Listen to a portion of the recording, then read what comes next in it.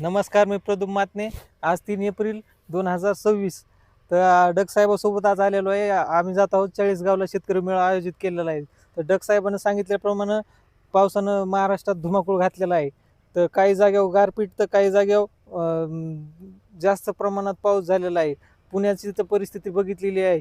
आता डग साहेबाला विचारू, आता कसं वातावरण राहणार आहे. तर नमस्कार, मी पंजाब डक. आज आहे 3 एप्रिल 2026. तर राज्यामध्ये आणखीन आज 3 आणि उद्याची 4, तर 4 तारखेपर्यंत राज्यात पावसाचं वातावरण राहणार आहे. आणि 5 एप्रिलपासून राज्यातला पावसाचा जोर ओसरणार आहे. हवामान कोरडं होणार आहे. 5 तारखेपासून हे लक्षायचं. मग राज्यात सांगायचं झालं तर मग आज 5 तारखेला नेमकं आपलं 3 तारखेला, आज 3 तारखेला सातारा जिल्हा, पुणे जिल्हा, अहिल्यानगर, नाशिक जिल्हा, धुळे, नंदुरबार, त्याच्यानंतर जळगाव जिल्हा, त्याच्यानंतर संभाजीनगर, बीड जिल्हा, लातूर जिल्हा, धाराशिव जिल्हा, परभणी जिल्हा, जालना जिल्हा, बुलढाणा जिल्हा, अकोला, अमरावती, वर्धा, नागपूर, भंडारा, गोंदिया, चंद्रपूर, यवतमाळ, गडचिरोली, वाशिम, हिंगोली, नांदेड ह्या परिसरामध्ये आज देखील पाऊस पडणार आहे. दुपारी 3:30च्या नंतर पाऊस पडणार आहे, म्हणून हा अंदाज लक्षात यायचा. मग सांगायचं झालं तर आज ह्या मी जे सांगितले त्या जिल्ह्यात पाऊस असणार आहे. अहिल्यानगरकडे देखील आज बऱ्याच भागामध्ये गारपीट होणार आहे. पुणे देखील आज खूप पाऊस पडणार आहे, म्हणून पुणेकरांना देखील अंदाज लक्षात यायचा.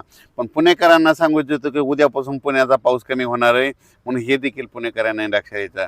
आणि राज्यात मग उद्याच्याला कुठं पाऊस पडणार आहे, तर राज्यातल्या उद्या तुम्हाला सांगू, उद्या 4 एप्रिल 2026 उद्या मात्र आता आम्ही योगायोगाने इकडे चाळीसगावकडे आहेत म्हणून धुळे जिल्ह्याकडे आहेत म्हणून सांगतो. धुळे जिल्हा, चाळीसगाव तालुका, संभाजीनगर, त्याच्यानंतर जालना जिल्हा, परभणी जिल्हा, नांदेड जिल्हा, हिंगोली जिल्हा, बुलढाणा जिल्हा, अकोला जिल्हा, वर्धा, नागपूर, भंडारा, गोंदिया, चंद्रपूर, यवतमाळ, वाशिम, हिंगोली, म्हणजे उद्या फक्त पूर्व विदर्भ आणि पश्चिम विदर्भाचे 11 जिल्हे. आणि त्याच्यानंतर मग मराठवाड्यामधला हिंगोली, नांदेड, परभणी, जालना, संभाजीनगर आणि उत्तर महाराष्ट्रातले जळगाव, धुळे ह्या पट्ट्यामध्ये उद्या 4 तारखेला पाऊस राहणार आहे. आणि बऱ्याच भागातला उद्याचा पाऊस मात्र विश्रांती घेणार आहे.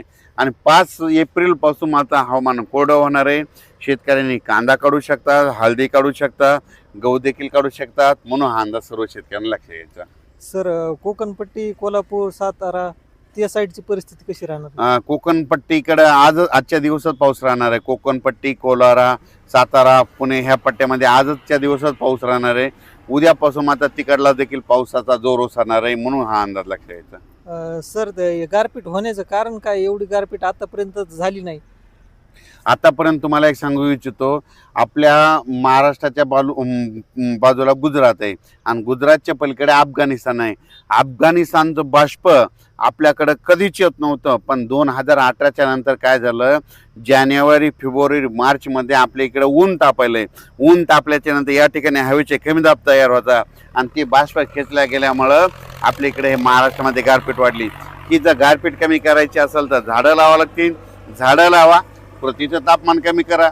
जोपर्यंत तापमान कमी होणार नाही तोपर्यंत गारपिटीला सामना करावा लागणार आहे. पण तुम्हाला एक सांगू इच्छितो, हे फक्त झाडामुळेच हे तापमान वाढलं नाही झाडं, तर त्याचं कारण तुम्हाला सांगतो.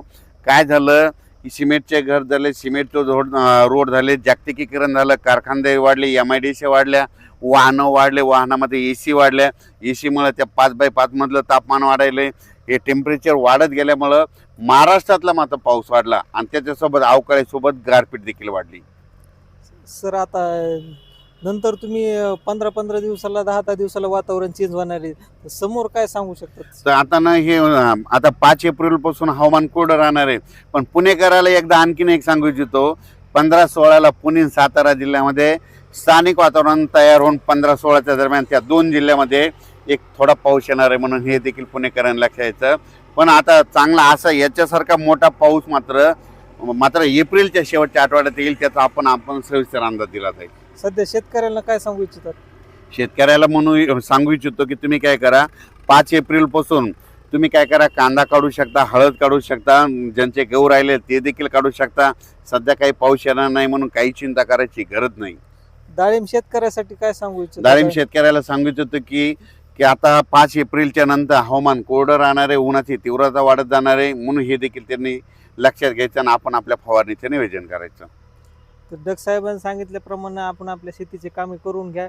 शेतकऱ्याला विनंती आहे. आता भेटूया आपण पुढील अंदाजात. धन्यवाद. धन्यवाद.